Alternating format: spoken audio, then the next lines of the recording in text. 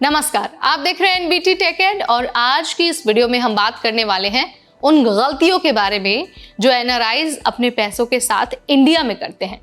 मतलब पैसा यहाँ भी, पैसा वहां भी, लेकिन टेंशन डबल होती है। तो ये जो वीडियो है ना, आपको एंड तक जरूर देखना है क्योंकि इस वीडियो में हम आपको ऐसी टिप्स देने वाले हैं जिसकी मदद से एज अ एनआरआई आप अपने सारे पैसे बचा सकते हैं। कोई भी वेस्टेज आपकी नहीं होगी, बस आपको वीडियो के एंड तक बने रहना है।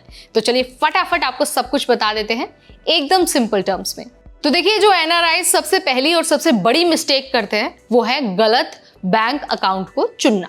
सबसे पहली मिस्टेक होती है, ठीक है, सिर्फ कन्वीनियंस के लिए अगर आप अकाउंट खोलना चाहते हैं तो ये बात ठीक नहीं है। आपको ये चेक करना होगा अकाउंट खोलने से पहले कि एनआरई, एनआरओ या फिर एफसीएनआर आपके लिए इन तीनों में से कौन सा अकाउंट अच्छा है। एनआरई अकाउंट में पैसा टैक्स फ्री है और आसानी से रिपेट्रिएट भी किया जा सकता है।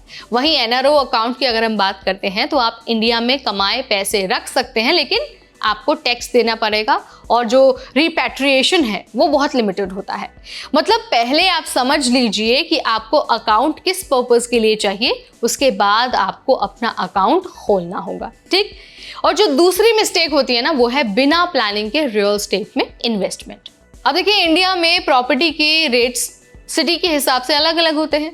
कभी लगता है कि मुंबई में फ्लैट लेना ईजी है, लेकिन मेंटेनेंस और जो लीगल इश्यूज हैं वो काफ़ी हेडेक दे सकते हैं। प्रॉपर्टी लेने से पहले हमेशा आपको एक तो लोकेशन चेक करनी होती है, लिक्विडिटी और लीगल चेक पहले ही करना होता है, अदरवाइज आपका जो पैसा है वो वेस्ट तो होगा ही, साथ ही आपको टेंशन भी मिल जाएगी और हो सकता है कि आप लीगल चक्कर में भी फंस जाए। तो आपको इन्वेस्टमेंट करने से पहले बहुत अच्छे से रिसर्च कर लेना है, इस बात का आपको ध्यान रखना है।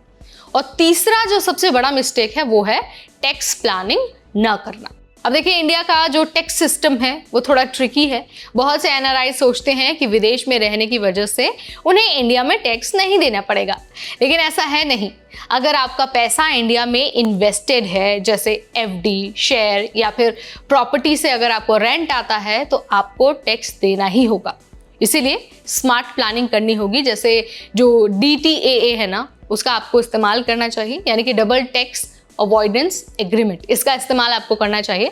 मतलब थोड़ी सी प्लानिंग अगर आप करते हैं ना, तो आप अपना बहुत सारा टैक्स बचा सकते हैं। अब चौथी जो मिस्टेक है वो है बिना रिसर्च के म्यूचुअल फंड्स या फिर स्टॉक्स में इन्वेस्टमेंट। अब देखिए, बहुत सारे एनआरआईज क्या करते हैं, ऑनलाइन ये सुनते हैं कि भाई ये वाला फंड बहुत अच्छा है, ये स्टॉक जल्दी ग्रो करेगा, और बस पैसा इन्वेस्ट कर देते हैं। लेकिन आपको पैसा इन्वेस्ट कहीं भी करने से पहले हमेशा ये ध्यान रखना है कि फंड की परफॉर्मेंस पिछले 5 साल में कैसी रही है, ये आपको पता होना चाहिए। इसके अलावा रिस्क टॉलरेंस आपके हिसाब से मैच करता है या फिर नहीं करता है, ये भी आपको पता होना चाहिए। और हाँ, लॉन्ग टर्म प्लान के लिए इन्वेस्ट आपको करना चाहिए। ये नहीं कि आपने अभी पैसा लगाया और अभी आपको चाहिए कि नहीं मुझे पैसा निकालना है, नहीं। अगर आप चाहते हैं कि आप थोड़ा सा पेशेंस रख के इंतज़ार कर सकते हैं, बाद में आप पैसा निकालेंगे, तो आप म्यूचुअल फंड्स में इन्वेस्ट कर सकते हैं, लेकिन उससे पहले भी आपको रिसर्च करना बहुत ज़रूरी है, ठीक है। अब जो 5वीं मिस्टेक है वो है करेंसी फ्लक्चुएशन को इग्नोर करना। अब आपको ये सुन के समझ आ ही गया होगा कि मैं क्या कहना चाह रही हूँ। भाई, डॉलर या फिर पाउंड से रुपए में कन्वर्ट करते समय रेट फ्लक्चुएट करता रहता है। कई बार आप ये सोचते हैं कि इन्वेस्टमेंट सही है, लेकिन करेंसी गिरने से जो वैल्यू है वो घट जाती है। एनआरआई के लिए हमेशा एक्सचेंज रेट और टाइमिंग का ध्यान रखना बहुत बहुत बहुत इंपॉर्टेंट है। और जो छठी मिस्टेक है ना, वो एक मेजर मिस्टेक है जो लगभग हर एक एनआरआई करता ही है। वो मिस्टेक है इमरजेंसी फंड न बनाना। अब देखिए, जिंदगी तो बहुत अनप्रेडिक्टेबल है। हेल्थ इश्यूज अगर हो जाते हैं या फिर सडनली इंडिया में कोई एक्सपेंस आ जाता है, तो बिना फंड के आप पूरी तरह से ट्रैप में फंस सकते हैं। अपने 6 महीने का खर्च एनआरई, एनआरओ अकाउंट में अलग रखिए ताकि इमरजेंसी में आप आसानी से उसका इस्तेमाल कर सकें। इसके अलावा जो 7वीं और मेजर आखिरी मिस्टेक है ना, वो है ब्लाइंडली अपने रिलेटिव्स पर या फिर किसी के भी एडवाइस पर ट्रस्ट करना। अब देखिए, हर किसी की फाइनेंशियल सिचुएशन अलग होती है। जो आपके दोस्त ने किया वो हमेशा आपके लिए सही नहीं होगा। हमेशा फाइनेंशियल एडवाइजर से आप कंसल्ट करिए और अपनी रिसर्च करिए, तभी क्या होगा, जो आपका पैसा है वो सेफ रहेगा और ग्रो भी करेगा। तो भाई ये थे टॉप मिस्टेक्स जो एनआरआईज करते हैं अपने पैसे के साथ।